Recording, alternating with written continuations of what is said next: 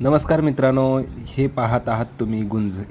सर्वप्रथम ह्या गुंजेचा वापर साधारणतः प्रमाण मापण्यासाठी केला जायचा. कालांतराने खूप ह्या गुंजेचा वापर केला जात आहे आणि हे पहा गुंजेचा वेल आहे आणि खूप सुंदर हा वेल आहे आणि हे पानंसुद्धा खूप आयुर्वेदिक आहेत आणि तुम्ही बऱ्याचशा पानपट्टीवर ह्याचे हे पानं तुम्ही पानासोबत खाल्लेली असतात आणि त्याचबरोबर हे पानं सिंगर लोक गळा साफ राहण्यासाठी खातात आणि ह्याशिवाय हे दिसणारी गुंज हे एक काळी जादू पांढरी जादू यासाठीही वापरली जाते.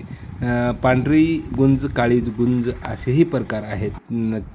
हे पहा गुंज आहे आणि ही लाल गुंज आहे. लाल गुंजवर काळा टिपका असतो. हे तुम्ही पाहू शकता. गुंजेचे आणखीन खूप काही प्रकार आहेत. साधारणतः हे पांदीवर वेल असतो.